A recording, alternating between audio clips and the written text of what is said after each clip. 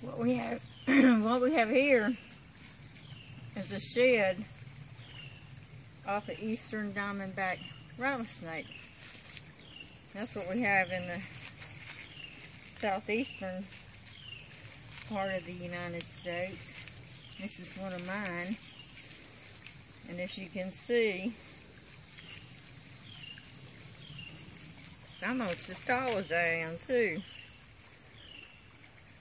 Wow, isn't that awesome? Just absolutely awesome. They don't always come off in one piece, so you don't get to dry them out like this. But here's another one. This came off one of my canebrake rattlesnakes that we also have in the southeastern part of the United States. Not quite as big, but the shed turned out just as awesome.